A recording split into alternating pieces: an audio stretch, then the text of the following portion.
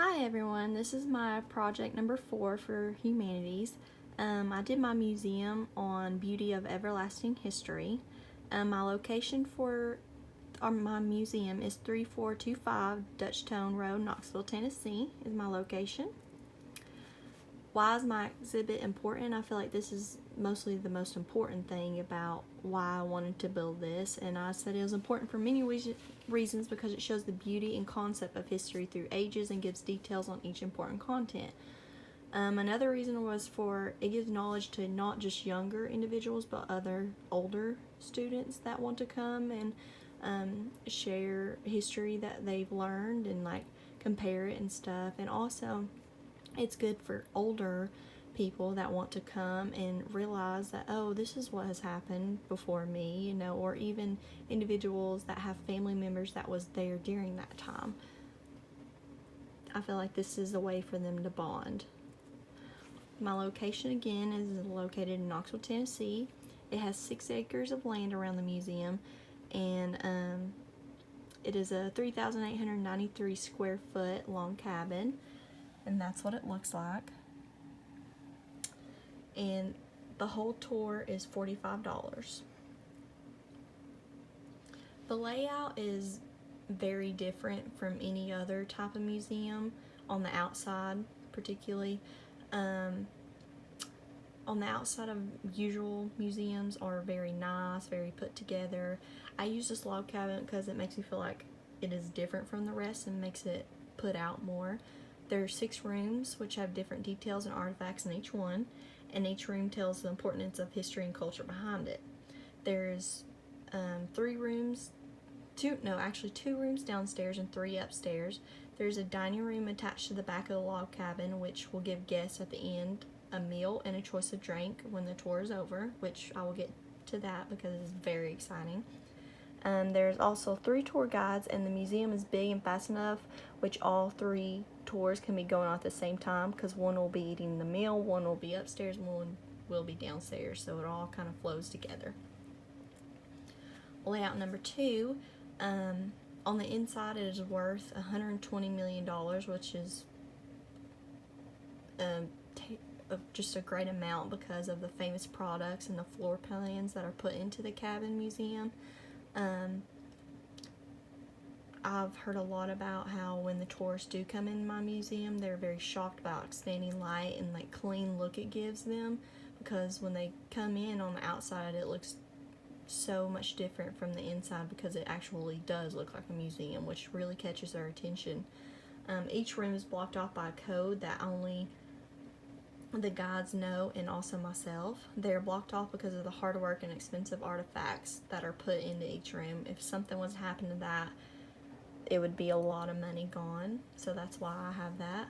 Also, just my favorite thing about my museum is it has mirror walls, which people inside the room can only see out, but the people on the outside can't see in the room, which is awesome because it's like they're just looking at themselves.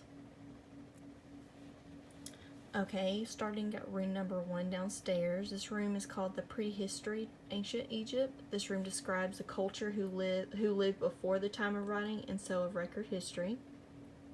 Also, the tour guide will be sharing the interesting facts about the woman, which is this prehistory art right here, lasting from 25,000 to 20,000 BC. Also, I give just information about the dinosaurs and just the paintings and the mammals during this time. I started this off because it is mostly the oldest of them. Room number 2 is downstairs also. It will be all about ancient Greece, and it tells about the 12 major Greek gods and the importance of the Greek gods, and how during that time it controlled every moment and every movement of the ancient Greece religion. They had prayed about every step they took. Anything they did, they had to pray about it. Next is room number 3, which is upstairs. This will be about the Roman Empire and ancient Rome. It tells about how the Roman Empire started and ended, and it will give them a map road of just the important details of it. Room number 4 is also upstairs. This room is also my favorite room and has also been popular for visitors because it gives more information about history. and within the world religions. This room is for the world religions and the different religions throughout and how many believers there are, which I thought was awesome because you never really know how many believers there are in Christianity, Buddhism, anything like that. And that gives more information in that room. The next room is upstairs also. It's room number 5, and this will consist of the Middle Ages. This also, the tour guide will tell about the history of Europe and how the Middle Ages lasted from 5th to the 15th century. And she'll also talk about the fallout of the Western Roman Empire. And there's that. That will be a special painting in there. And the last room is also upstairs, and this will consist of the Renaissance. The tour guide will speak about the period of the Renaissance and how it's considered the bridge between the Middle Ages and the modern history. This is also the painting that will be in the room, and she will give even more information on that. My favorite part about this and what most people look forward to because they're starving at the end is our You Did It meal. This is where the visitors will go through all the rooms in the Log Cabin Museum and celebrate new knowledge and great history. They will be served a choice of meal and choice of drink. The meal always changes each time, so it won't be the same anytime the visitors want to come back and tour.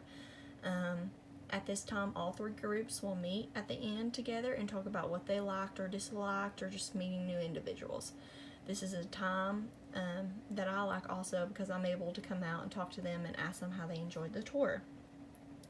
I believe my museum is different from others because of the information given, how it is built, and the time I put into just the mirror walls, and also like taking their eyesight off of, oh, this doesn't look like a museum, and then when they get into it, it actually does.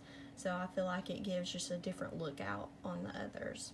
And I feel like the You Did It meal is just great for any type of museum because it's actually the tourist and the person who made it gets to get involved with them. And that's my presentation.